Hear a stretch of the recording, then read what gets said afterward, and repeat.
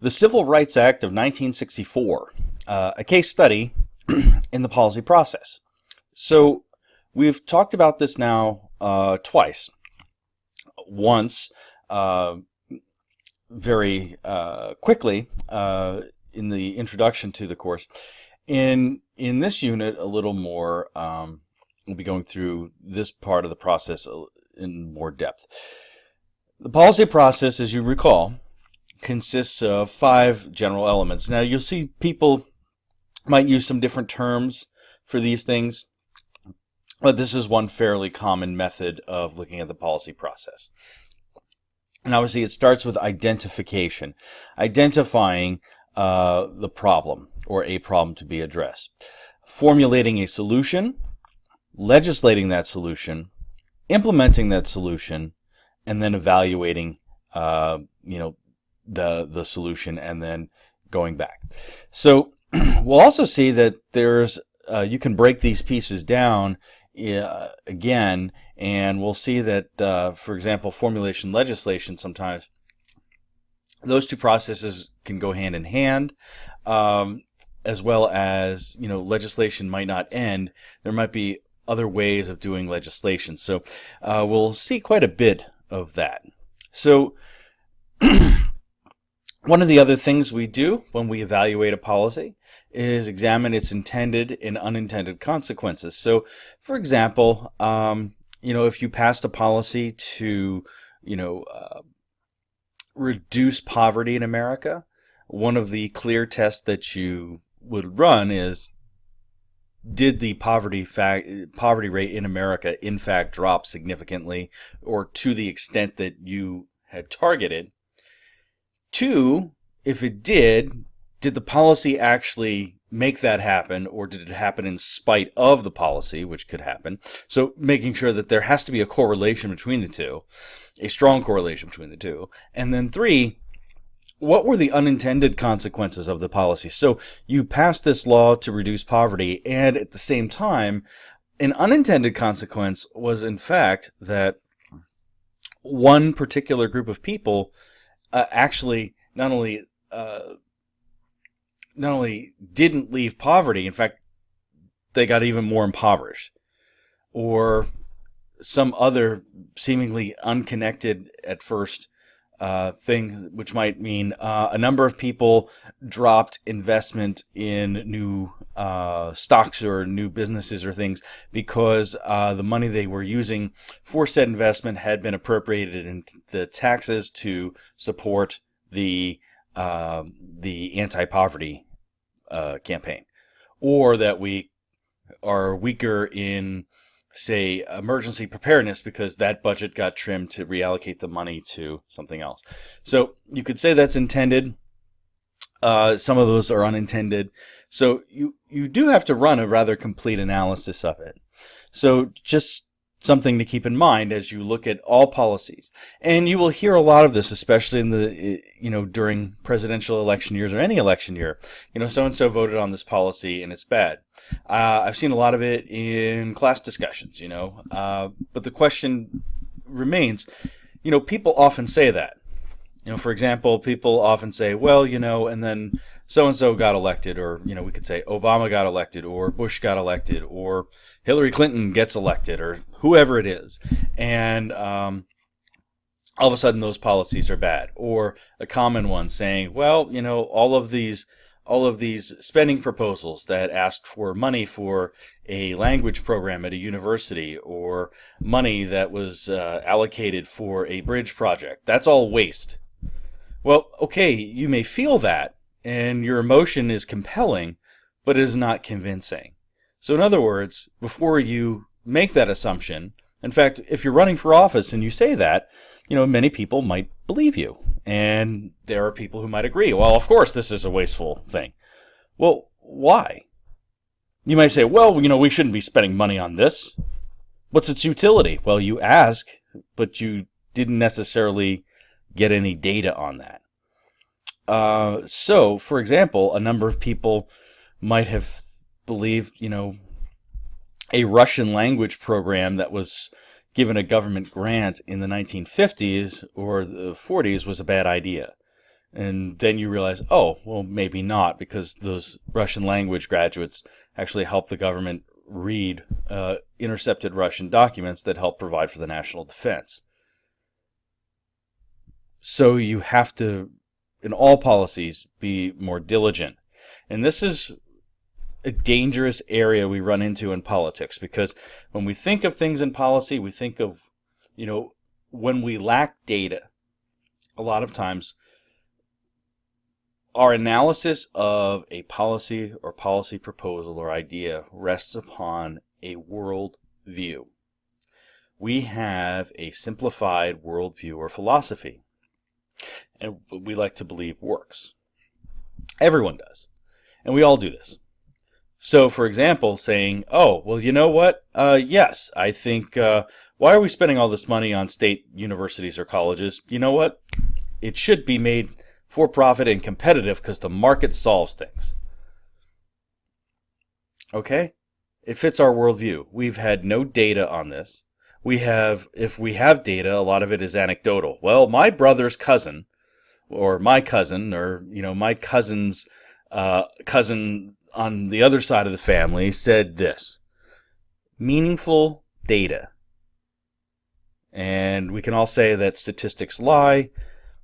No, statisticians lie. Statistics are statistics. So one of the things we have to also be careful of is the quality of our data, its reliability, and our ability to gather multiple sources of information before resorting to a simple worldview rejection of a particular idea because we don't feel we like it because we don't know anything about it. And the reason I preface this, it sounds pretty stern, but I'm not trying to be that stern.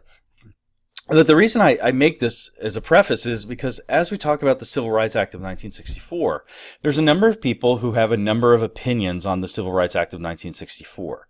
And it's often, I think, based on a real lack of data about it.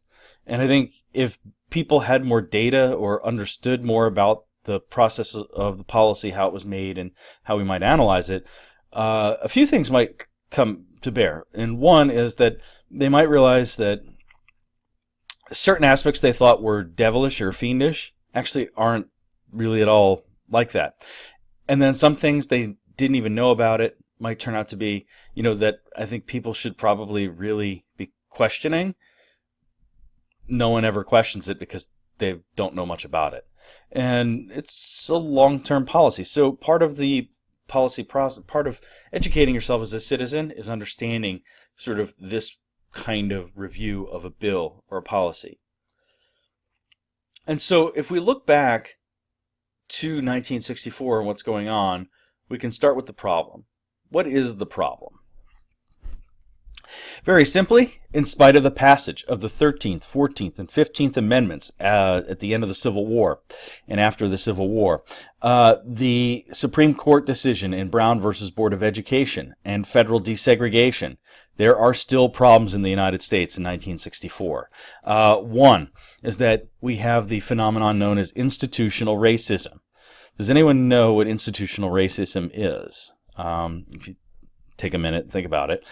It simply means that not all acts of racism are necessarily overt. And by overt, I mean a conscious effort on part of one party to discriminate or segregate another. Sometimes racial segregation or discrimination can be built into processes or codes or policies or ways of doing things that aren't necessarily written down in fact. And it's not necessarily intentional. It could be, and in some cases it's very intentional, but it might not necessarily be mentioned. One example of institutional racism that we can look at that comes out on the government is at that time in the 1960s, the military draft. In 1968, when draft calls were at their highest for the Vietnam War, when you look back statistically, blacks are way overrepresented in comparison to their part of the population. So you have 80% of the draftees going to Vietnam are from poor and working class backgrounds. and I think you have something like 20% representation of draftees are black or minorities, and well, there's maybe a 8% to 12% black population in the United States. Why are so many African Americans being drafted? Well, it turns out that poor schooling, a lack of certain job opportunities, lack of access to universities, and discrimination in admissions processes, these sorts of things, have all meant that any of the deferments used to get yourself out of going to Vietnam that were available to many of whites from more affluent areas and things were not available to those individuals, and so they're drafted. They're 1A. So, while this is not necessarily an attempt by the government to single out black men at age 18 or 19 and tell them to go to war, it certainly had that effect. And so that would be an example of an institutional racism. But they do exist, and sometimes we see, especially in the age of Facebook, you see the pictures that saying, oh, well, people complain. It's like, this really isn't a complaint. It's a serious systemic problem. And, ignoring it or simply downplaying it because of our worldview without data just would make us ignorant. You also have racism in hiring, which is a real problem in the United States, especially in 1964. Not many things had changed as far as hiring in 1964, and so a lot of young African Americans who are entering the workforce are either unemployed or underemployed, meaning that for their skill set, they do not have jobs commensurate with that skill set. And for a number of African Americans, they can't get jobs. Companies and other places don't necessarily want to hire them. The other thing is that when hired for work, they are all almost exclusively paid, well, not exclusively, but most of them are paid much less than their white coworkers for the same kind of work, as are women in a number of these places. So what we see are serious problems as far as pay, hiring, everything else. We also see minorities underrepresented in schools and in the workforce. So that means in higher education, for example, because for a number of factors, you don't have African American populations in schools being commensurate with African American populations in the general public. So in other words, if the United States, 12% of the U.S. population is black, you have nowhere near 12% of college populations being black, which randomly you would sort of assume would be fairly evenly distributed or fairly regular. So those are some serious problems, and it also causes major economic problems in, faced by a number of black families and African Americans. So what does it lead to, and how does this law come about as a means of possible redress? Now, in the first phase of the policy process, sort of identifying a problem, doesn't always mean that everyone agrees that this is or something is a problem. And in this case, not everyone agreed that this was an issue that was in fact a problem. A number of Northern Democrats saw racial discrimination or the lack of opportunity in jobs and other things as a serious problem in America. Most Northern Republicans agreed, and there weren't many Southern Republicans really yet, but there were some Southern Republicans who also maybe agreed, some others not at all. They aligned with Southern Democrats, and the big resistance here were Southern Democrats in this case, because they wanted to resist any attempts at integration, and most wanted to promote continued segregation, even though it was post Brown versus Board of Ed. It's even more of an issue because the president is in a political pickle. What is it?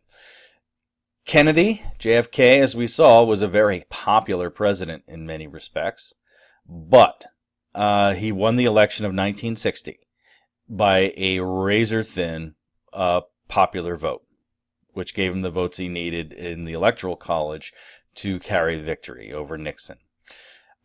His party took a hit, the Democratic Party took a hit in the 1962 midterm election,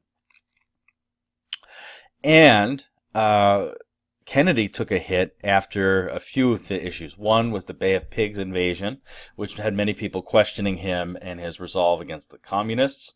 He did recover some of that after the Cuban Missile Crisis, but others were wanting a more hawkish Kennedy.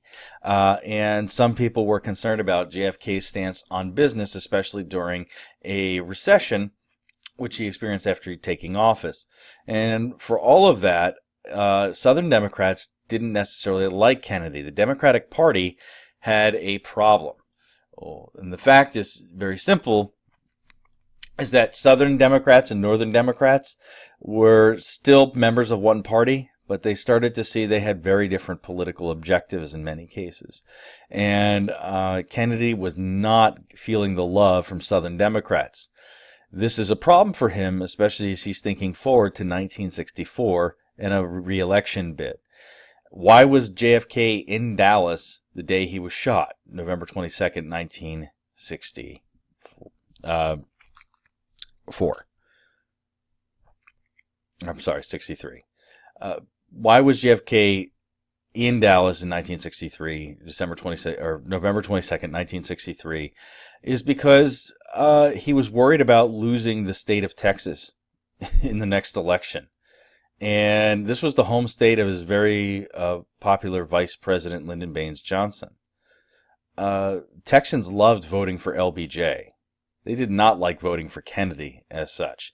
And he was trying to make an appeal and heal any rifts between him and Southern Democrats.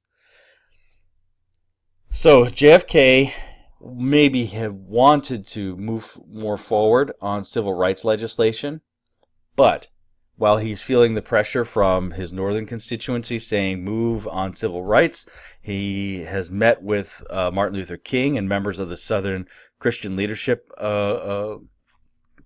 Committee saying move on civil rights. At the same time, Kennedy's saying, I cannot move on civil rights until I get reelected, because if I move on civil rights too quickly, I'll lose the Southern Democrats. They'll align with Republicans and elect a Republican who won't necessarily do anything on civil rights. So please wait and let's work on this political strategy. So Kennedy's got that problem. He's also got the problem of the fact that not only is he a Northern Democrat, he's a Harvard-educated Northern Democrat from a political family. So his Ivy League education, his family background and everything else makes him seem like Eastern establishment snob, Northern Eastern establishment snob to many Southerners. And so he does not necessarily have much love in the South. So, what happens in the period during the JFK administration and then after he's assassinated? First, his hand is forced by a major development in Birmingham, Alabama. Quite frankly, JFK has to start advocating for civil rights bills, in part because of Martin Luther King and the SCLC's protest in Birmingham, Alabama, which was one of the most segregated cities still left in the country. And in Birmingham, the local sheriff, who's named Bull Connor, actually made his sort of resolve to prevent segregation and the harsh methods he used against peaceful protesters actually gained public support against segregation and against Bull Connor, and actually gave Kennedy some of the public boost he needed, public support he needed to go after and promote some of this. But he's assassinated in late 1963, and his successor, his Vice President Lyndon Baines Johnson, who was a formerly very powerful man in Congress in both the House and then later the Senate. LBJ has the gravitas and momentum to press a Civil Rights Act through, and he makes a concerted effort to do it. And so if we were to look at our dramatis personae, as Shakespeare would have said, our major players in the different phases, here we have Bull Connor.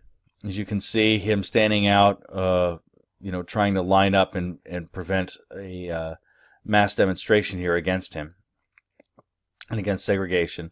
Bull Connor would be the one who allows fire hoses and dogs to be used against protesters, especially children. So he had no mercy.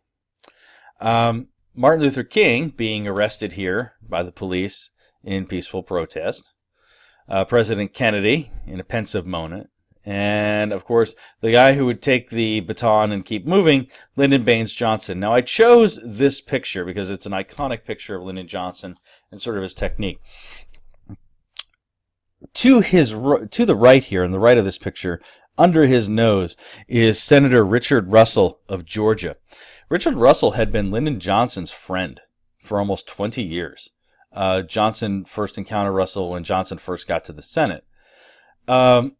In spite of this, their personal friendship died during Johnson's presidency. Johnson right here is doing what he often referred to as giving someone the business. I've also seen it called the Lyndon lean-to. So when he would try to politic with individuals who might be opposing him in any issue, he would often lean into them using his height and his sort of his features against someone to invade their physical space, make them uncomfortable, and get them to do something. Sometimes he'd even have his finger right on someone's nose while leaning down and talking to them, making them uncomfortable, trying to get them to accede to whatever demand he was making. Richard Russell being brought in here and Lyndon giving him the business. We'll see Richard Russell is a major player in this part. He's a pro-segregationist, and he's from the state of Georgia. Following up here, we have the House and the Senate. Major players. JFK's youngest brother, Theodore Roosevelt, or Teddy, Theodore Roosevelt. Boy, what a day. This is Teddy Kennedy, JFK's youngest brother. Here, we see another interesting character in our play, and his name is Howard Smith of Virginia. By the way, Teddy Kennedy represents Massachusetts. He's in the Senate. Here we have Howard Smith of Virginia. He's a congressman. He's in the House of Representatives, and we'll see he plays an interesting and important role in the history of the Civil Rights Act. Right here we have Hubert Humphrey, who's Lyndon Baines Johnson's vice president, and will preside over the Senate, as you know, because he's vice president. And so he will be very important in the fight over this bill in the Senate. Also important here, we see Barry Goldwater. Barry Goldwater is a powerful Republican figure who would eventually run for president, who becomes a presidential candidate. Very conservative. He's from Arizona. Barry Goldwater is an important figure in part of this story. We also have lieutenants on the floor who were like Ted Kennedy. There were two other lieutenants on the floor of the Senate who helped get the bill through. Here is Joseph Clark of Pennsylvania. He's an important figure in this process. And next to him is Clifford Case of New Jersey, who's another important figure in this whole process. He manages to work with the administration.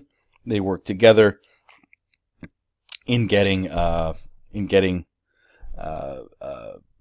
this bill through. We also have the chair of the House Judiciary Committee, Emanuel Seller. Another important person with whom to be reckoned. So he's in a chair of the important committee in the House of Representatives that this would have to go through. So some of the important actors, I wanted you to see them if you are unfamiliar with their pictures. And so we start this bill actually in the House of Representatives. So how does this come about? What happens? What happens, as I said, is that in the House you can see a simple set of political divisions. And they break down sort of like we talked about. You have the Southern Democrats who are pro-segregationists. You have Republicans, a number of Republicans who are not pro-segregationist necessarily, but they are certainly fearful of larger government or big government. So while they will want desegregation and they will want civil rights to be enforced, what they don't want to do is give blank checks or larger powers to the federal government to do that. What we'll also see is some additions and changes to the bill in this process. So the Democrats, most of the Southern Democrats obviously are not supporters of passing the bill. Most Northern Democrats are, and Republicans might be on the fence. While they aren't necessarily against desegregation, they might be against a growing and more powerful federal government to accomplish that.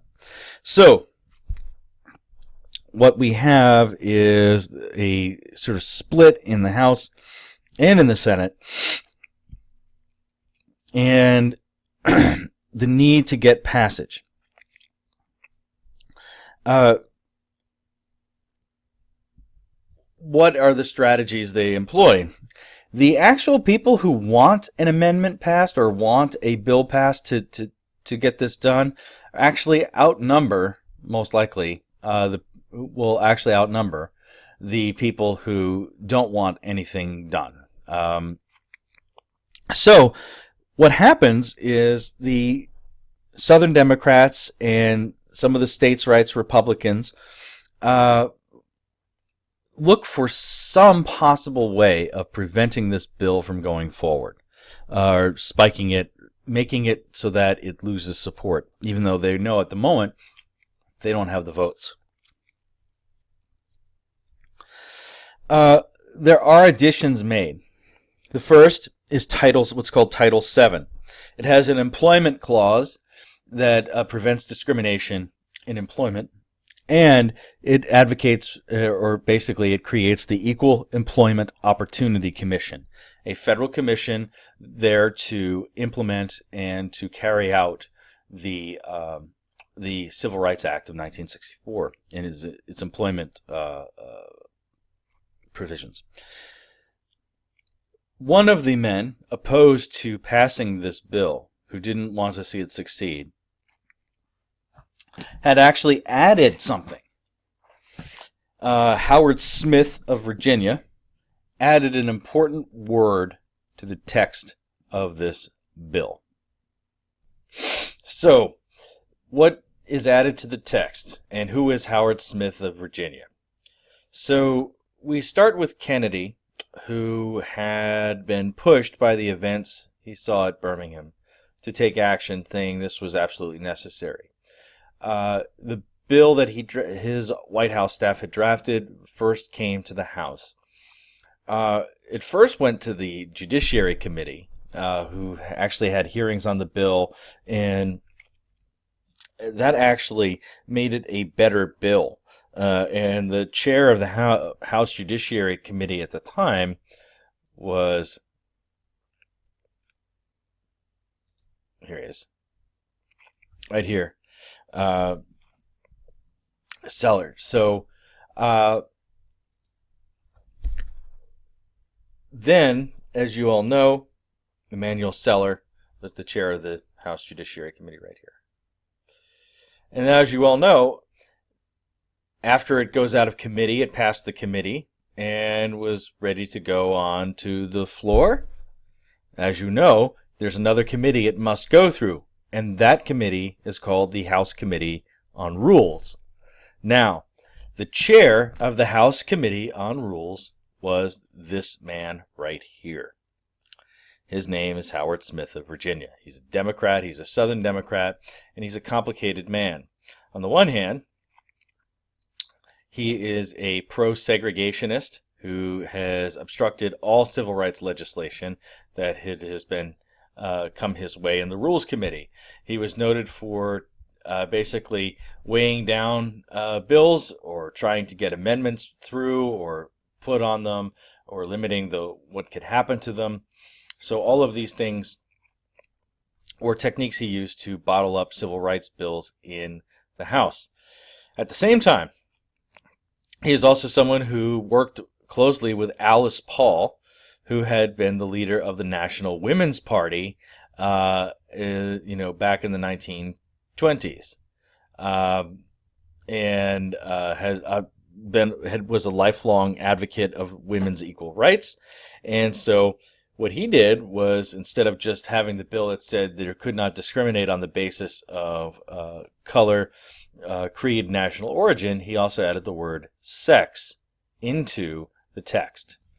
Now, on the one hand, while this gave him certainly a positive reaction from the women he had worked with and supported women's rights, he most likely added that text not because he was thinking the bill would pass advocating for women's rights.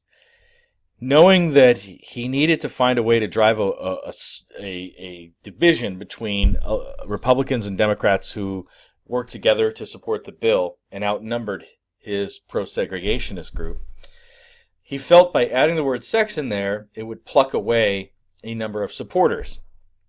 So while the Rules Committee was trying to bog this down and getting this word added and everything else, at the same time, Kennedy was assassinated. And Lyndon Johnson, who's now president, addresses Congress urging them that this needed to be done, especially to honor the dead president, John Kennedy. What you also get is a move to bypass the Rules Committee, which is irregular in the House.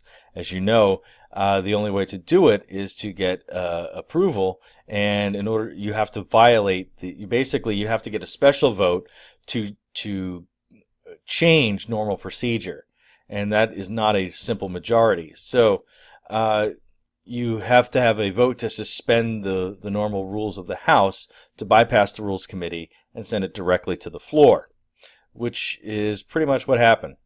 They got enough signatures. In the recess during the Kennedy funeral, what a number of people found is that public support was more in favor of desegregationist legislation than was against it. And so, feeling that their stations were more secure in voting for it, a number of people in the House were emboldened and ready to support it. So Smith's strategy didn't fully pan out, but he felt, he got the word sex added to the bill, and so he couldn't bottle it up in the Rules Committee, but the addition of the word sex would probably generate opposition from enough people so that this would be voted down. If we interject for a moment and think about voting order, if we were to sort of label out supporters into three groups or a few groups, we have liberals who are very committed liberals who want to see the amended bill more than the original bill. So the original bill was something that didn't include women, but many liberals wanted women included, and they're happier with the amended bill than the original bill. And so if you had to line up preferences on how they would like their outcomes to be, they would want the amended bill to win first. If they couldn't have this, they would choose the original bill versus no bill. So no bill is their third option, their least favorite option. Moderates would have preferred the original bill, but would prefer the amended bill to no bill. And that's the difference. Is that For this strategy to work, the conservatives and Southern Dems prefer no bill. They prefer the original bill and then the amended bill. And what happens here is that in order for this group to really prevail, okay, their second choice, original bill, would have to be the second choice of the moderates. Well, it's the first choice of the moderates, right? But what they would want is a no bill being their second choice. I'm sorry. No bill would be their second choice. Why? So, if they want no bill, if the conservatives and Southern Democrats want no bill, and they know that it comes down to a voting order, if they can get that amended bill is such a problem, so the choices between the amended bill and no bill, right, in a voting order, they have the most votes because they can align with the moderates and see that that no bill was up higher in their choices. So the liberals would be left out, and the conservatives, Southern Democrats, and some of the moderates would win. That's the strategy Smith is playing for. Let's see how it works. So this is a diagram of a way of looking at a voting procedure. It's called successive procedure, and it's known as what's called a binary procedure, and it's most commonly used in legislatures. So how might the order of these choices be manipulated to achieve the desired outcome of my side, depending on who I am? So here we have O standing for the original bill, A standing for the amended bill, and N standing for no bill. So what we have here is a decision tree.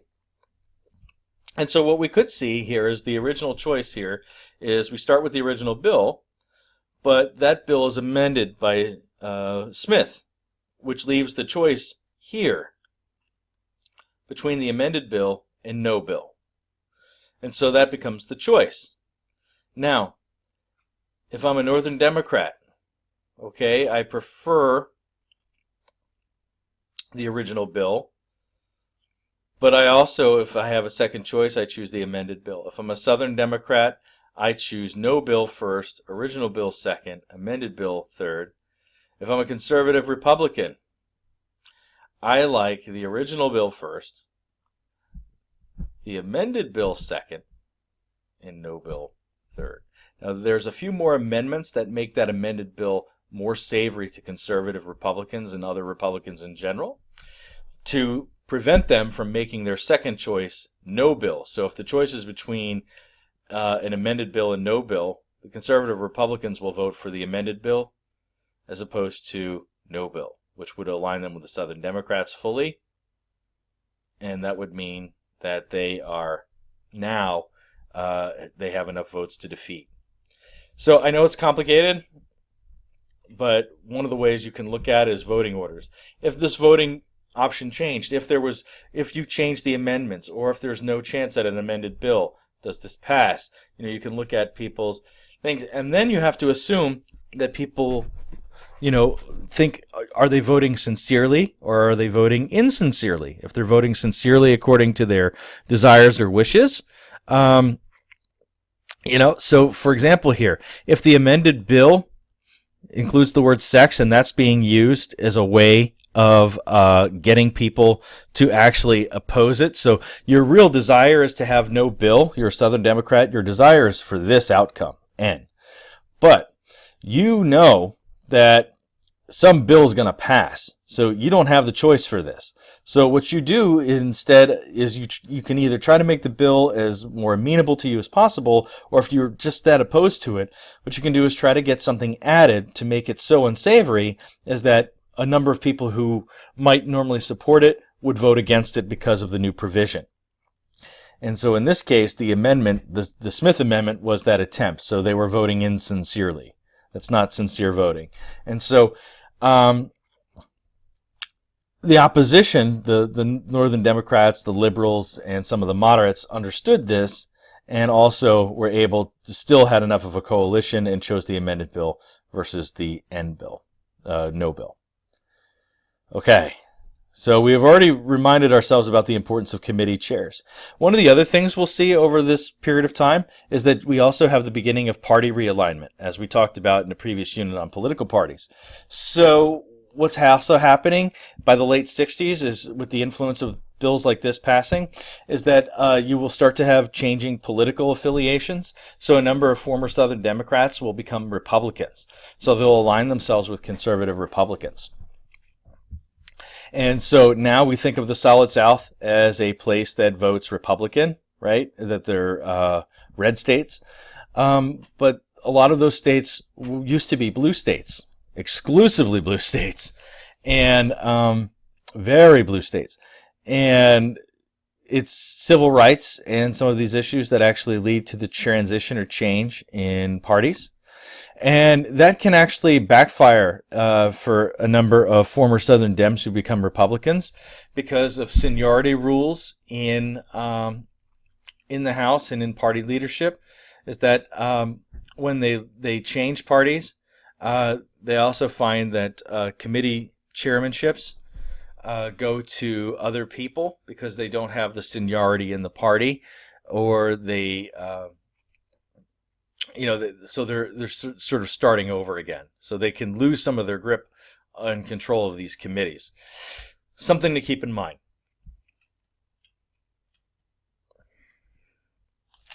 The amendment that Howard Smith introduced passed by a vote of 168 to 133. And the Civil Rights Act of 1964 passed the House by a vote of 290 to 110. So all those attempts at getting rid of it died. But then it had a bigger test, which is the Senate. And in the Senate, you still have Southern opposition, but the Southern opposition might have some more strategies at their fingertips to defeat this bill. You also have some strong supporters, but the key concerns in the Senate is, of course, pro-segregationist opposition. Senator Richard Russell of Georgia is one of them. He threatens to filibuster, and in fact, one of his first acts was in 1935. He filibustered an anti-lynching law proposed by Franklin Roosevelt. So what he was trying to do for the Southern Democrats, or the segregationist Democrats, was to stave this bill off until George Wallace, who's a Alabama segregationist, the governor of Alabama, who's running for the presidency, starts to get more northern segregationist support. Wallace took 30% of the Indiana state Democratic primary in 1964.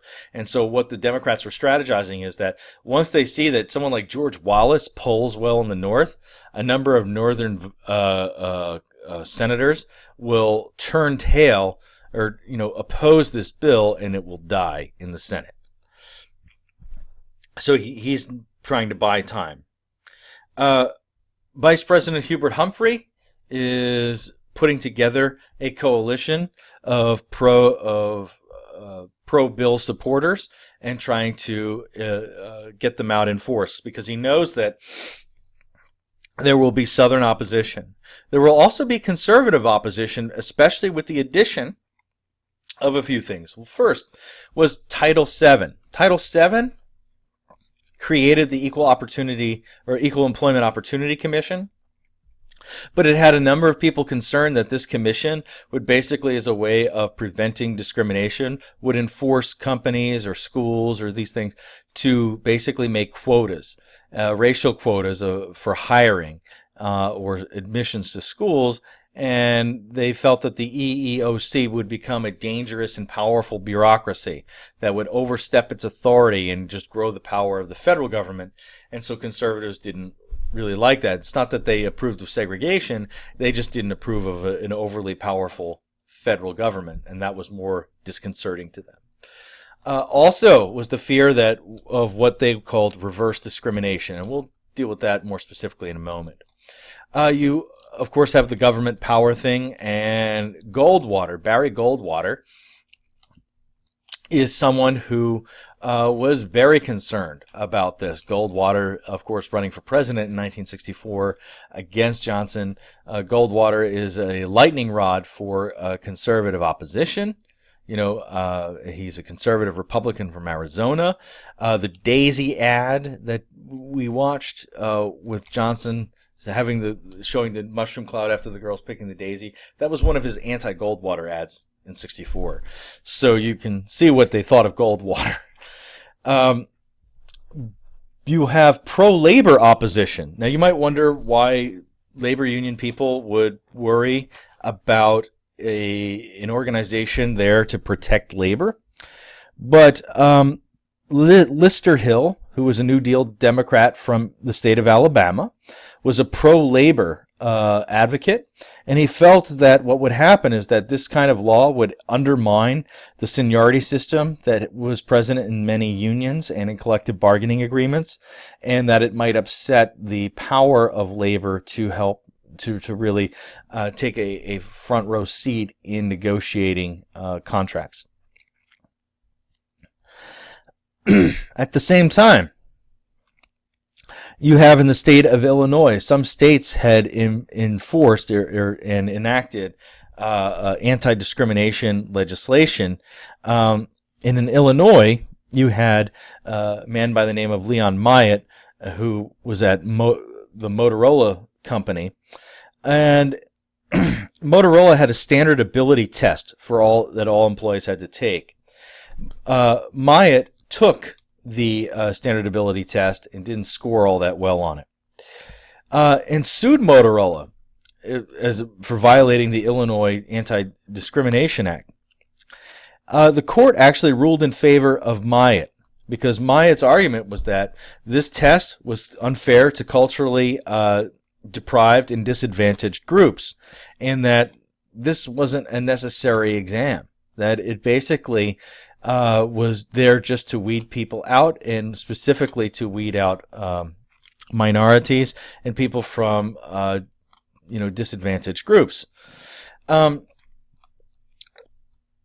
happened here is that seizing on this ruling, there was a fear of quotas. Conservatives seized on this ruling, said, see, what's going to happen is you're going to have quotas and you can't test people, and you're going to have less qualified people in jobs. Vice President Humphrey took over on the floor during this process, and first he had assembled an anti-filibuster coalition. First, as he understood that senators could speak twice in a day, and that in order to engage in a filibuster, what they would do is talk until people left the Senate chamber, and then what they would do is see if there's no quota, the Senate must be dismissed. So at any time they could call for make a quorum call in the Senate. So the Senate had to have a majority of you had to have 51 people there, and that way if the Senate doesn't have a quorum, you can't do business, so you adjourn.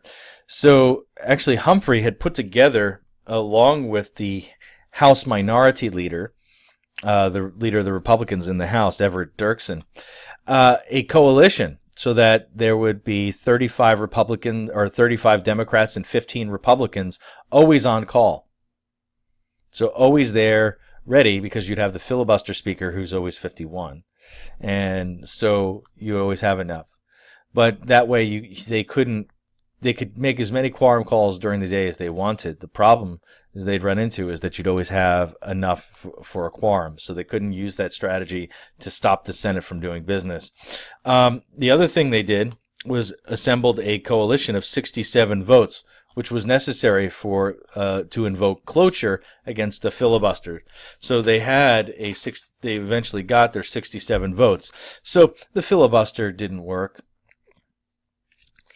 And the one fear was that, seizing on this ruling, this fear of quotas, Vice President Humphrey assured that there was no quota language in the bill, and that race, religion, national origin, and sex, are listed in the bill, but there's no quotas. It just says that you can't discriminate. He got his lieutenants on the floor moving, so Ted Kennedy, Clifford Case, and Joseph Clark got moving. Massachusetts, New Jersey, and Pennsylvania.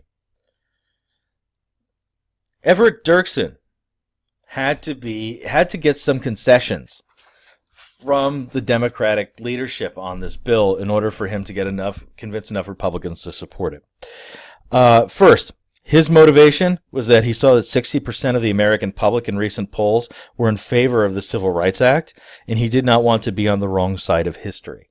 So he wanted to be remembered as the guy who helped get the Voting Rights Act passed, or the Civil Rights Act passed, not an obstructionist.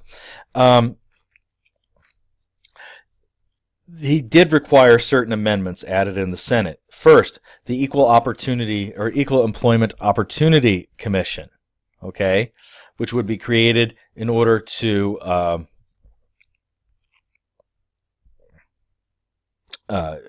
enforce this. There would be some checks put on it to calm his anti-big government supporters in the Republican Party. So, before we get there, what is this big stink they make about reverse discrimination, and what does it mean? We hear two terms quite a lot, and the questions that I ask, what do they tell us, and do we still use them? We still use them. We still use these terms, and I've heard these two come out in classes and people on political talk shows and everything else, and use the terms reverse racism and reverse discrimination. Now take a moment and think about what those mean.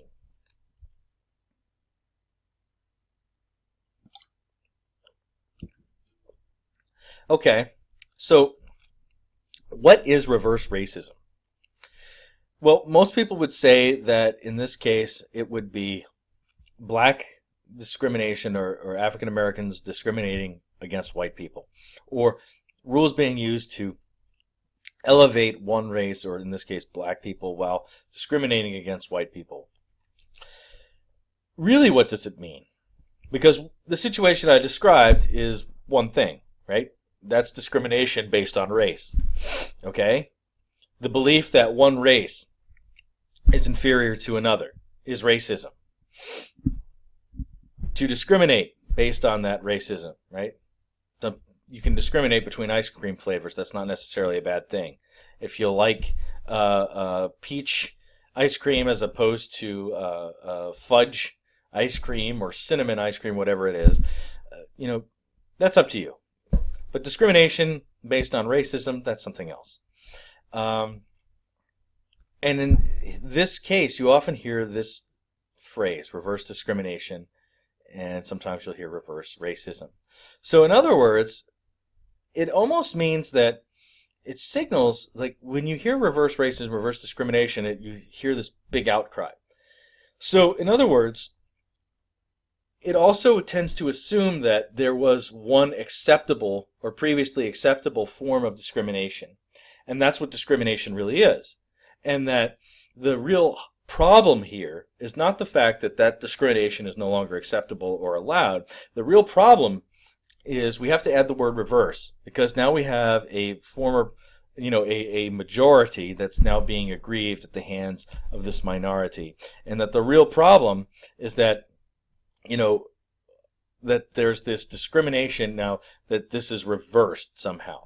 So there was an acceptable form. This is no longer acceptable anymore. So reverse racism, when you think about it, it sort of highlights a majority as an aggrieved party, when in many cases that majority is not an aggrieved party.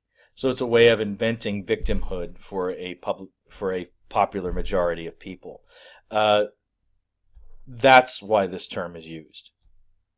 Because if you just described what went on, racism or discrimination are not okay, right? So an act of believing one race is superior to another and acting on that, discriminating based on that, that's racism, that's discrimination. Why the need for reverse? To highlight the aggrieved nature of what this could be for whites, or to strike fear in their hearts? Believe me, it was deployed with one purpose, and that purpose is to strike fear in the hearts of people, to scare them about this. a number of us have heard these terms used. We may have used them, but we've heard them used and we thought, oh, well, that's the descriptor for it. But when you really think about what's going on, why the need for reverse if we're just describing racism or discrimination? Do we have to highlight that this is somehow worse? And if we do, don't we tacitly accept that there is an acceptable form of discrimination or racism? It's also like the term that I will use right now.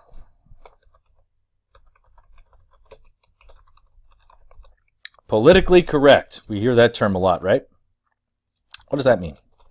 Well, no, it's not a show that was hosted by a comedian. Well, of course, it is a show hosted by a comedian. But what I'm saying is that I don't know what is politically correct. Saying, well, we used to be able to use certain terms to describe people. So in other words, we were able to formally use terms or ideas or concepts or take certain acts that dehumanized, devalued, or basically insulted other people based on a certain status, age, sex, race, religion, what have you, and found, at least if not open public acceptance of this, we've found certainly people willing to tolerate it. And now the problem is, for politically correct, is that these terms, ideas, feelings, and expressions were never acceptable. But because no one corrected or came out against it, they were allowed. They were excused. They were always inappropriate, but they were at least allowed or seemed to be accepted. But now we have a system that prevents those things, that says, no, this is not acceptable. We're not going to have that. And so what this term effectively does is takes away the scorn from using inappropriate terms, language, concepts, ideas, actions, and places it it's not on the person who uses those outmoded ideas, concepts, actions. It's placed on the person who is the target, saying, well, they need thicker skin. Now I have to be politically correct, so I can't say this anymore. Well, what does that mean? It means I was going to act like a goofball and say something wildly inappropriate, and I used to be able to get away with it. But now I'm the aggrieved party. I'm the victim here. So I can no longer exercise the privilege I had for being part of this majority group and inflicting harm and dehumanizing other people by my words, thoughts, actions, deeds. And the real victim here is me, because I can no longer exercise that power. I want you to think about the layers behind here. And why do I add this interjection? Because we see this deployed politically. Remember, the politics is that fight over who gets what, when, where, how, and what. And how do we motivate people pro, con against a policy? Playing to data doesn't help. We have to play on the heartstrings. So going back to the introductory slides I made here, right? We play on worldview. We play on assumptions. And we scare the heck out of you. Right? What makes negative ads work? Scaring you. Fear. Reverse racism. Reverse discrimination. Scary. You can't do this anymore. You're going to be the one who's left out. And then it also makes certain assumptions, which we'll get to when we talk about the EEOC. But just an interjection, wanted to make that point. We get the amendments added to the bill. One, took some power away from the Equal Employment Opportunity Commission, saying that it could not bring suits. Okay? So the Equal Employment Opportunity Commission could not bring suits to enforce compliance with the law. Only the Attorney General could do that when a pattern or practice of resistance to the full enjoyment of rights took place. So only the Attorney General could do it. So it took a lot of the teeth out of the enforcement mechanism of this law. So you didn't have, but to Republicans, they say, look, this EEOC could be this nebulous thing that just grows and grows and grows in power and goes far beyond its original programming. Not that a bureaucracy would ever do that. Ever. Right? But they got this in the amendment. The other thing is that there was no requirement of preferential treatment or based on imbalance. So, in other words, you couldn't require a preferential treatment be given. You couldn't base suits on imbalance necessarily. And 3, you had to add the word intentionally. Intentionally discriminate. There is a difference between intentional and unintentional. And so you could have a negative effect, right, through institutional racism, but in a lot of times institutional racism is not intentional, and it's hard to prove intentionality. So it just made this a very difficult thing to enforce. But it got something, it got through, the amendments were introduced, the Russell filibuster failed because Mike Mansfield passed a measure of cloture, 71-29, overwhelming, got the necessary, more than the necessary 67 votes. The bill passed 73-27. The House had to pass the Senate's version of the bill. They had to have a conference committee to work out the details. The House passed the Senate's bill 289-126. The House actually picked up or lost some votes, but in the end, Lyndon Baines Johnson signed it the next day, and you have the Civil Rights Act of 1964 passed. So we've seen the policy process go through in domestic policy, right? Identifying the problem, formulating a solution, legislating a solution, making the compromise in the legislature, looking at how process and procedure can influence and affect the outcome of a bill, strategizing accordingly. So you don't always get everything you want, but you have to work out how you can do this. Now you have the tough part of implementation. The Equal Employment Opportunity Commission would have 5 commissioners with terms for 5 years. Johnson felt he needed a name to chair the committee, and that name was Franklin Delano Roosevelt Jr.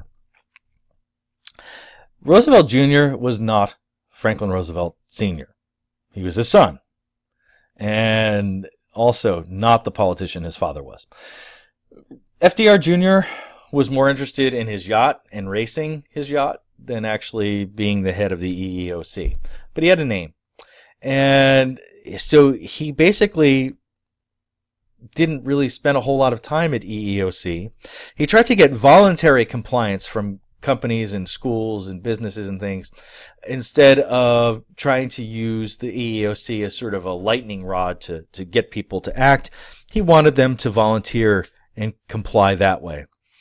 One of his assistants, one of the commissioners, Alfred Blumrosen, was a professor from Rutgers University in New Jersey, and he wanted an expansive role for the EEOC because he saw that too many states had civil rights divisions that were too ineffective. And what he wanted was a creative interpretation of Title VII, so that EEOC would need creative latitude in order to operate. And during FDR Jr.'s chairmanship, he was able to sort of freelance doing that sort of thing. Though FDR Jr. left and was replaced by Stephen Schulman, who also was a short-termer. And Clifford Alexander Jr. was appointed as chair in 1967. At the same time, you have a Congress growing, less enthusiastic about the Equal Employment Opportunity Commission and the Civil Rights Act. Congress started cutting the budget to the EEOC, so it was understaffed. Another way, ex post facto way of getting the law changed, even though you can't change the law because you don't have the votes to repeal it, you can affect the budget. So one way of making sure, if you're a Southern Democrat, of preventing this bill from really having force, having teeth, is you take the bureaucracy intended to support it, and you cut its budget, which means that it doesn't have enough staff, it doesn't have the resources it needs to fully enforce the law. So you negatively affect its ability to carry out its mission. And then when you call it to task, you can say, hey, well, you were supposed to enforce this and you didn't do a very good job. And they could make a budget saying, hey, we're all understaffed, we all don't have a budget, but we had much higher expectations for you. So this is a way of setting them up for failure. How understaffed was the EEOC? In the first 100 days, the EEOC got 1,383 complaints. They were budgeted to handle 2,000 complaints in one full year. So in 100 days, 3 months roughly, they got more than half of their yearly budget of complaints. They wound up with 5,000 complaints that year alone. They were budgeted for 2,000. They had to handle 5,000. The problem with intentionality they also had to deal with. So their problems are their budget. Intentionality is another problem. They have to prove an evil motive behind the company or the school and these sorts of things, and it's a very difficult legal standard. So in order for the EEOC, they feel, to really enforce the law, they had to have redefine their scope and appeal to what they called a higher law doctrine. Now, the law banned the intentional discrimination, but what they also argued was that employer practices. So the EEOC said we have to prove that employer practices which prove to have a demonstrable racial effect are included as part of intentional discrimination. Now, Congress by this time had explored the economic plight of minority workers and intended a comprehensive tool to adjust. So the argument the EEOC is going to make is, okay, the law is written that says, we can't enforce quotas and we can't go with unintentional. We only can look at intentionality, and so only the Attorney General can bring suits and everything else. And so basically what we have is now the EEOC saying what we have to do is we actually have to expand our power, but we can't change the actual text of the law. So we have to find ways of making cases that expand our scope to make our job easier with our low staff. So you see how complex this gets? Their budget's cut to try to affect their, decrease their effectiveness. And what they're trying to do is get decisions that not only expand the definition of the law, and in fact, some cases even directly, you could say, violate its text, but also expand their role so that they feel that they can actually enforce it. So that's what the EEOC did. Now, what you could say is that, ask yourself what this process is. Is this just implementation or is this something else? At the same time, we have other things going on. In 1967, in the Watts section in Los Angeles, you have massive race riots. You also have riots in the city of Newark, New Jersey, and in Detroit, Michigan. These riots are in part a result of political dissatisfaction, tired of legal harassment and everything else, but also massive unemployment, poor schooling, poor services, and a number of serious problems. So these are signs, and so a lot of people watch this on the news, and they are quite concerned. Now, institutional racism, what you're going to see is that it has an economic, political effect. And what we see is that as Congress is looking into the problem of institutional racism, and people seeing, the riots, which are really a response to institutional racism, within 2 months, the EEOC had started. Within 2 months of its start, had taken place the 1967 Watts riots. Then you have the Newark riots. Then you have the Detroit riots. And riots challenge the colorblind belief that the Negro problem, so to speak, could be met with a combination of anti-discrimination laws, economic growth, and goodwill. That many African Americans in the United States were losing faith in the democratic process to achieve the goal of equal opportunity. Now, that's a great concern. You also have the Vietnam draft, which we talked about, right? So many African Americans are opposing the draft. By the end of his life in 1968, right before his assassination, Martin Luther King will oppose the Vietnam War, saying that a disproportionate number of African Americans are being called into this conflict, which is unjust.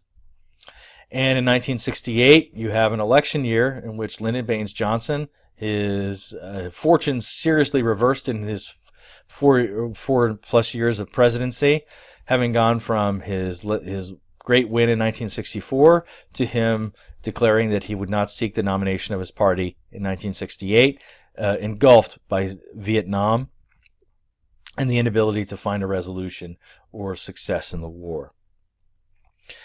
Now, they do get some help in all kinds of places. One of the things going back was that during the Kennedy administration, there had been a form of affirmative action which was outlined in this law. And Kennedy, during this time, there was an Affirmative Action Act passed in 1961. It was JFK's Executive Order 10925. It only applied to federal government contractors. It said that there should be no quotas. And it basically said that in all of these contract searches, these contract situations, the search for qualified minority applicants should go out, and then they should be thrown into the pool of applicants. So that the government should make a concerted effort, or that the people that they contract to do government work should make efforts to search for qualified minority applicants. They had kept forms. This was enforced by Form 40, which were racial reporting forms from the organization that was enforcing it. Now, the Equal Employment Opportunity Commission's understaffing and underfunding led them to using these statistics as a way of pushing towards quotas, even though they weren't supposed to, because that was in the text of the bill. The EEOC got this form data, and it highlighted some of the challenges before it. And there really were challenges. So a number of people who said this wasn't a problem, or, this institutional racism stuff's an excuse. Here's some simple statistics. 11.2% of Kansas City's population was black. 2.1% they were 2.1% of white-collar workers in the city. In Cleveland, 13% of the city's population was black. 3.2% of its white-collar workforce was black. 2.8% worked in the aerospace industry. 1% in air travel in a city like Atlanta. In a blue-collar job like railroads that you could get in, 0.7% of the workforce in Cleveland's railroads were black. 0.7. In white-collar areas, they were low-level white-collar jobs. And in the Office of Federal Contract Compliance, which had been there to enforce the contract compliance and included the provisions of JFK's executive order, it was difficult in construction trades because union memberships often went from father to son, and blacks were a small part of these union memberships. So they had often been shut out of traditional union memberships, and the lack of family connections further prevented them from gaining access to key union memberships. In the city of Philadelphia, in the construction trades, you had fewer than 0.5% of the workforce in construction work as black. So of all the black people who lived in Philadelphia, all the people who worked in construction, 0.5% were black. That meant 99.5% of the construction trades in Philadelphia were white.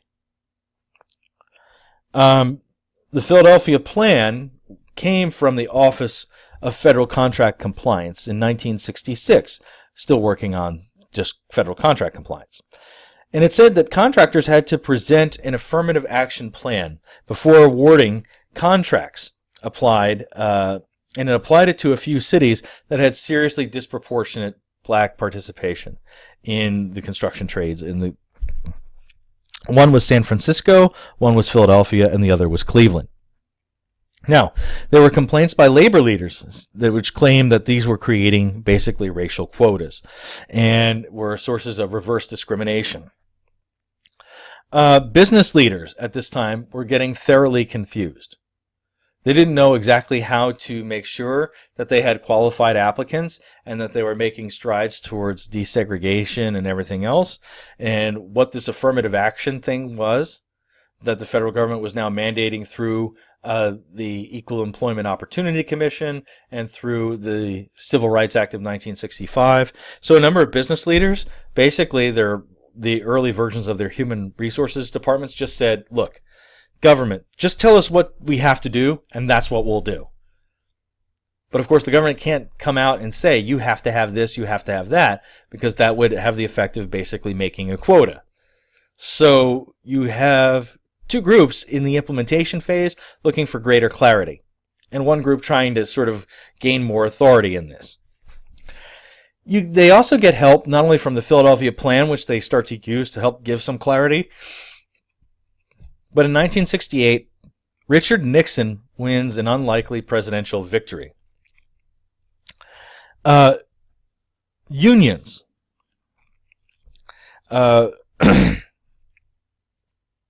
started to support Nixon. Not too many just yet, but they would. In 1968, when Richard Nixon won, he's a Republican. He's a little more conservative. And in 1969, he chose Arthur Fletcher, who was a black man, as Assistant Secretary of Labor. And he enforced employment standards. It's he who adopted the Philadelphia Plan for the government and won over Nixon on this plan. So Nixon sees that this plan, the Philadelphia Plan, of having contractors having to present affirmative action plans before awarding the federal contracts, he likes this plan. He wants to see it a larger implementation of it. And Nixon at the same time is looking to drive a political wedge between Democrats and their bases of support. And one of those bases he felt could be plucked away were a particular group of people. He felt that labor itself, organized labor union people, could be broken away. He was looking for a policy that was anti-labor and pro-black, and that it could be pinned on this very Democratic-supported Equal Employment Opportunity Commission, the Civil Rights Act of 1964, all these things, and he could come in and look as the guy who's saying, hey, look, I'm the real solution here. So that way the Democrats in Congress would lose their support, a lot of them would lose their support, and you'd have white, blue-collar workers run over and become Republicans. And he'd break the back of the old alliance in the Democratic Party.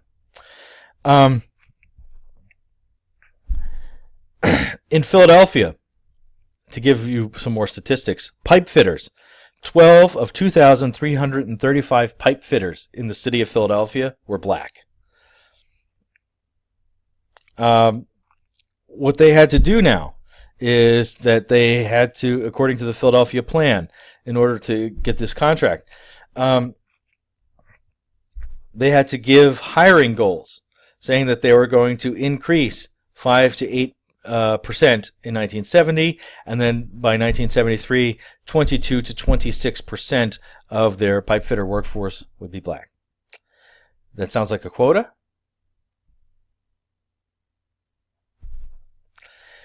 The irony of all of this is that you have Republicans defending quotas and adopting an expansive language of the Equal Employment Opportunity Commission against a literal interpretation of the law, which would be proposed by more Democrats as a way of basically smearing this over Democrats, saying, look at what they gave you. Here, I'm here to step in. Don't you want to support the Republicans now?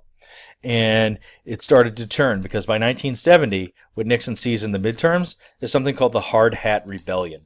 So the Hard Hat Rebellion in 1970 was a group of blue-collar white workers and organized labor that actually had marched in favor of Nixon.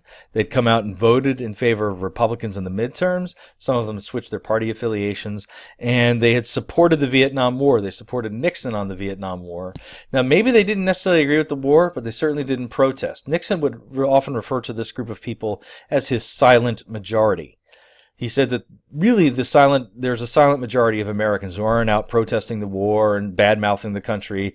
And then maybe they don't agree with everything about the war. And it's these hardworking people whose sons also go to war. They also get drafted. And they see these college kids get deferments and everything else. And these smart college people who all go out and talk like this. And Nixon also had some sympathy from that group. Nixon grew up poor. He was a working class kid who later earned scholarships and stuff to college and law school. So Nixon could play on that, and that's exactly what he's doing. So what we see is that another turn in the history of this policy has nothing to do with the actual intent to enforce a good civil rights policy. It has a lot more to do with breaking the back of Democratic opposition. So what we see is a tangled mess so far, right? So Nixon would start to change his strategy after the Hard Hat Rebellion and start dialing back on his support for the Civil Rights Act and the EEOC.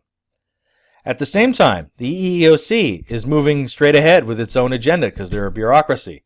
They have their own agenda, and it's not Nixon's. One is going to the courts. One of the more famous cases involved Duke Power Plant. Willie Griggs was identified as the plaintiff. He was the youngest, and he would have an easier time getting a job if it didn't work out for him and he was fired. But what this was an attempt to do is get the Supreme Court to rule on an EEOC decision on effect over intent. And that way, if the EEOC made a finding, Willie Griggs' simple complaint was black people at Duke Power Plant were being paid $1.65 an hour versus $1.81 an hour, which was paid to white people for the same work. So what Willie Griggs was also talking about too was saying that certain jobs were not really open to black people, and because of tests and other requirements that were not even necessary for the job. So the test, it wasn't like a test saying you had to know this, you had to know that for your job. The job could be a janitor. That was not necessary. The test itself was irrelevant. And it was just used as a way of filtering out applicants who could do the job, were fully qualified to do it, but also preventing certain higher pay positions from minorities and underprivileged people. The Supreme Court, in this case, could rule on an EEOC decision. The EEOC favored Griggs in this case. And the EEOC decision cited effect over intent, saying that, in other words, the effect of these tests had an effect of discriminating against blacks. It didn't show that Duke intentionally discriminated against black workers. There was a series of amicus, or friend of the court briefs, filed by the Chamber of Commerce in favor of Duke Power. In 1971, in a unanimous decision, the Supreme Court sided with Willie Griggs, saying that good intent or absence of discriminatory intent does not redeem employment procedures or testing mechanisms that operate as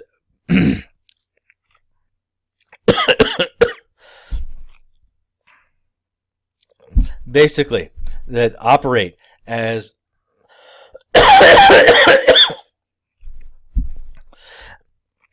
as bait in headwinds for minority groups and are unrelated to measuring job ability. In other words, very simply put, the Supreme Court basically just looked at the EEOC's decision and the text of the Civil Rights Act and basically just said that that the EEOC could look at effect, not just intent.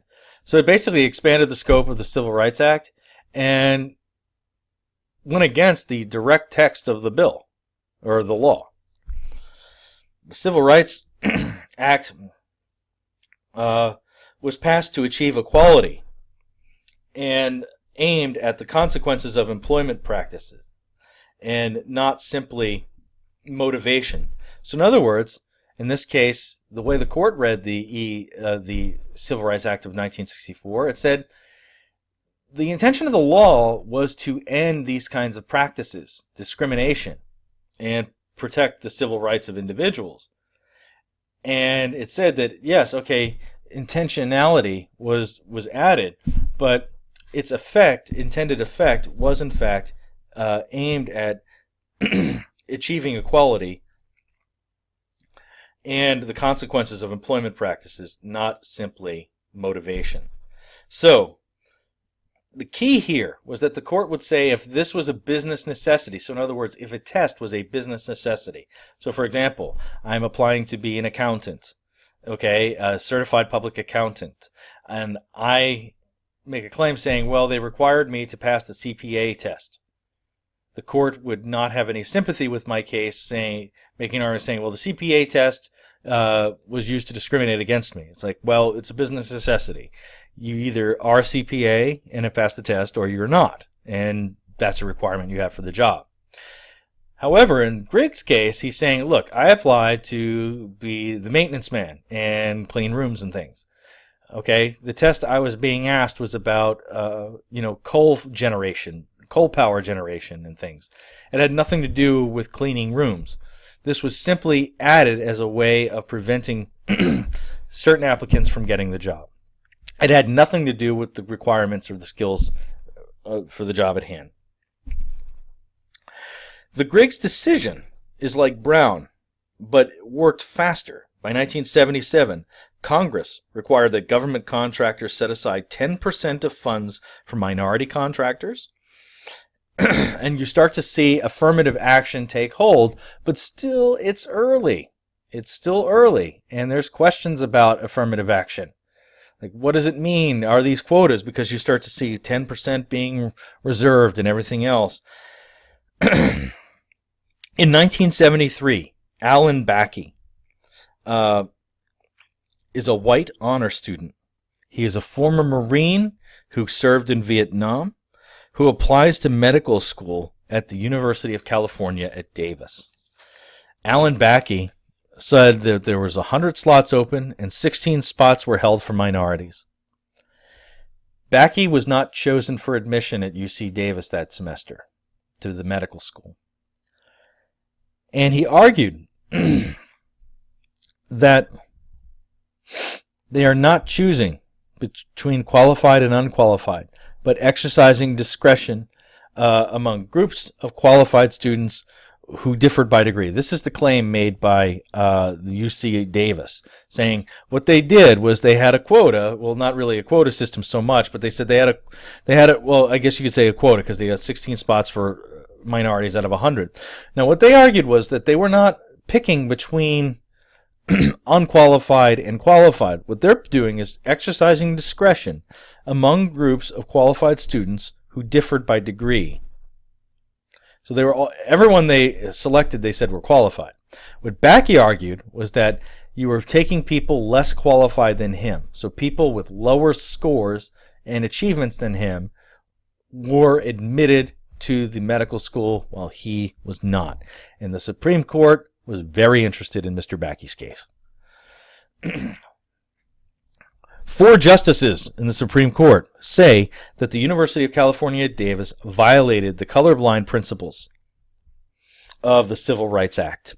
4 justices said that benign discrimination was acceptable if intended to give minority applicants equal opportunity.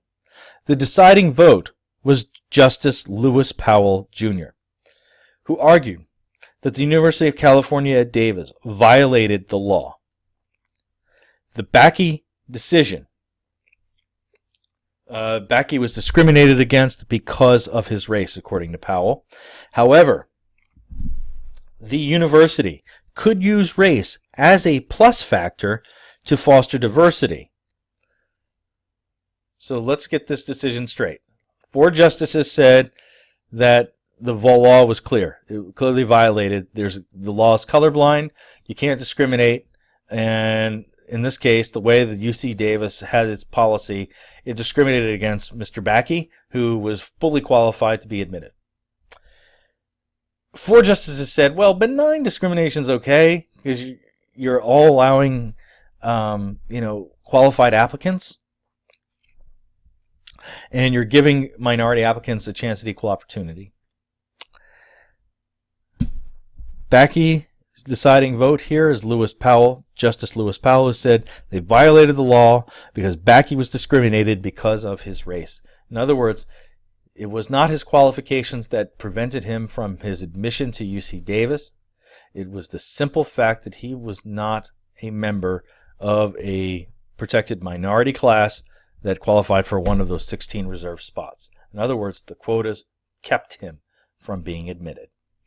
And the problem with this decision is that if he stopped there, I think this would have been a very clear decision. Okay? But what happened is he didn't.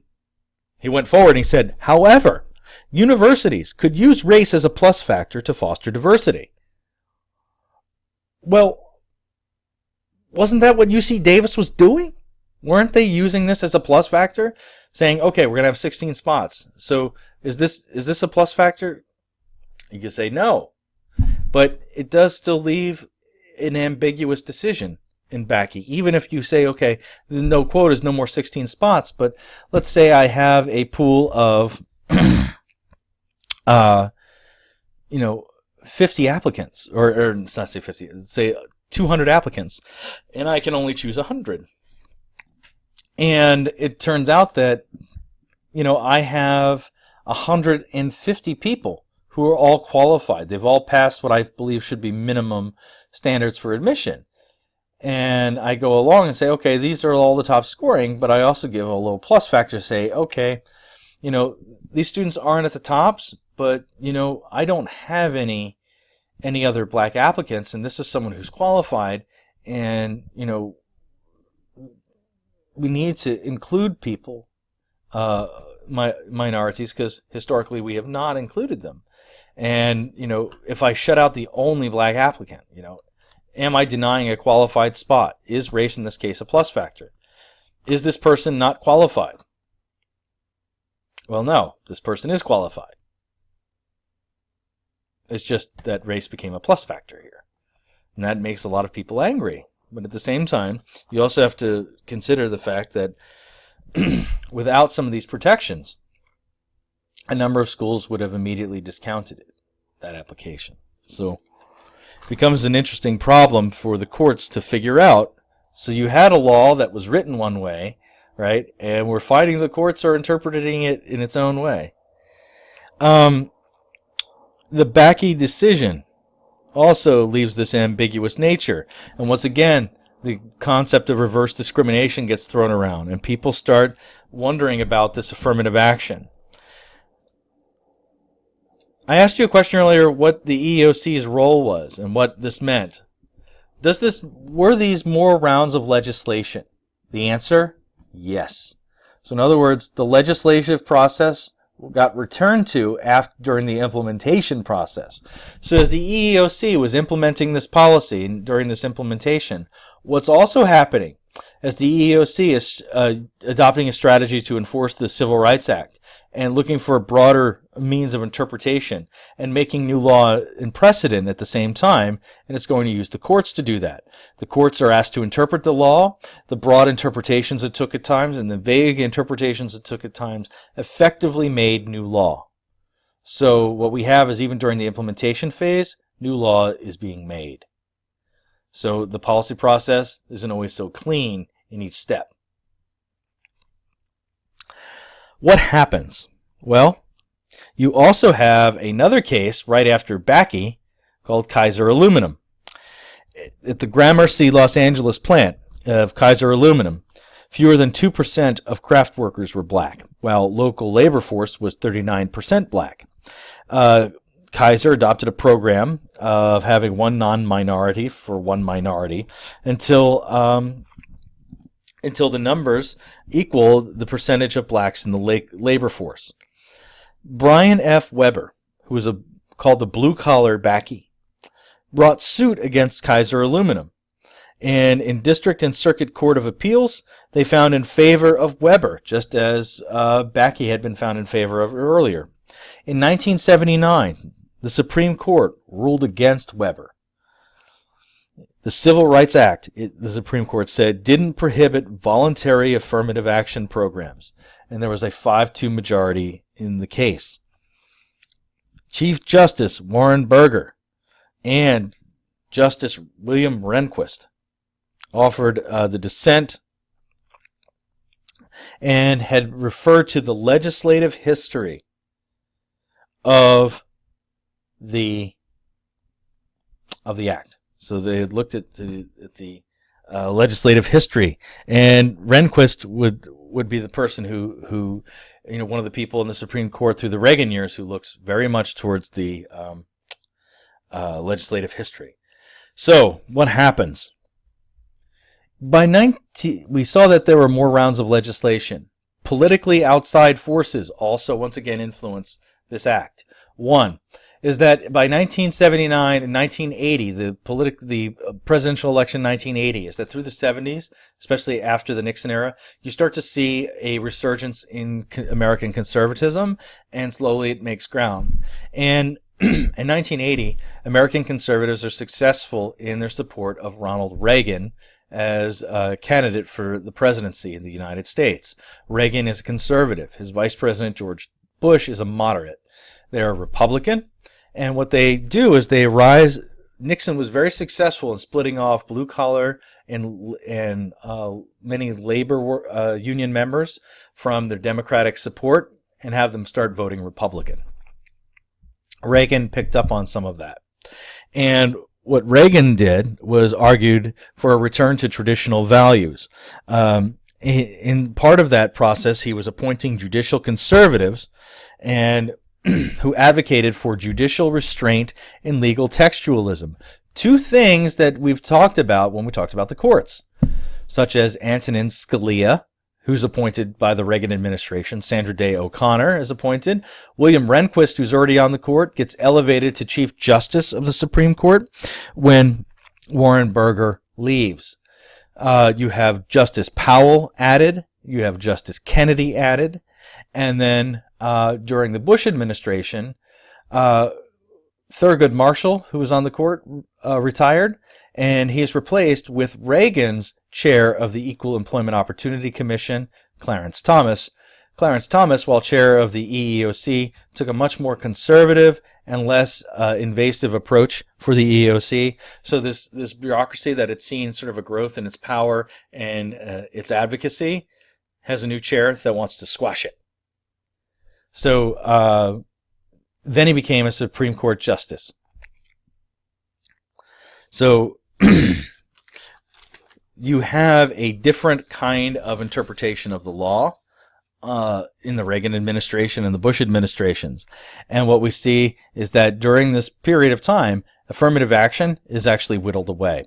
In 1989, in the Wards Cove Packing Company versus Antonio case, the court scaled back the Griggs decision and shifted the burden of proof. Now, during this early period of time, the burden of proof in these discrimination suits, in these EEOC suits, the burden of proof was placed on the defendant to prove why you were not a discriminatory party, whatever. Now the court scaled that back and actually shifted the burden of proof onto on whether something was a business necessity from the employers to the employees. So the Griggs decision had said that, the burden of proof in those cases, saying that this test is needed for is a business necessity. The burden of proof there is on the employer, saying, okay, you've adopted the test. Be able to explain why that test is required. Okay.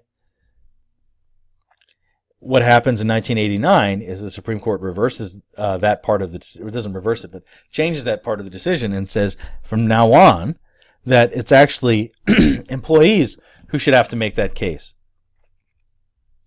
Racial discrimination against white or black is generally unconstitutional except when the government acts to remedy a clear pattern of past discrimination.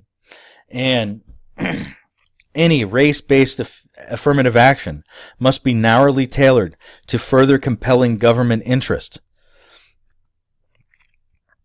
Clarence Thomas becomes the deciding vote in a 5-4 decision, arguing that racial paternalism and its unintended consequences can be as poisonous and pernicious as any other form of discrimination. In other words, Clarence Thomas starts arguing that in some ways this affirmative action law is actually racially poisonous and pernicious, and it's in and of itself a form of discrimination. You also have public changes.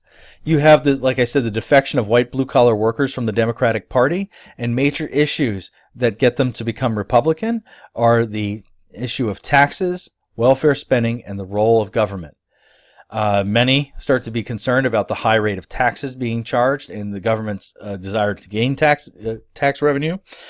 Welfare spending increases, and the role of an expansive government and bureaucracy. In 1991, a poll was taken where 2/3 of whites opposed affirmative action, while 60% of blacks called for more rigorous enforcement of it. In fact, what we also see is that by the early 1990s, white and black were worlds apart in perception of race relations. The Democrats had to choose, and some chose working class whites. Republicans began appealing to racial anxieties of whites, and by 1970 you have rising unemployment. The 1970s saw rising unemployment and a decline in high-wage manufacturing jobs, and so basically you create a zero-sum game pitting two groups of people with similar economic interests actually against each other for political gain by parties. These wedge issues basically were able to splinter people off, and direct appeals to prejudice may no longer be acceptable, but race, in an indirect and sometimes subliminal way, remains a strong undercurrent in politics between Republicans and Democrats. I think, as we saw in the 1988 election materials that you looked at. You also have, by 1994, a contract with America, which further shows more support for Republican Party being ascendant and further scaling back more on affirmative action. And by 1996, you have California Proposition 209, where it passes by a margin of 54% to 46% against, and it banned the use of race and sex in college admissions, and contracting and public employment. And you also see similar bills now enacted in Michigan, Florida, and New Hampshire. The Supreme Court recently upheld those laws, these state laws preventing affirmative action in these areas.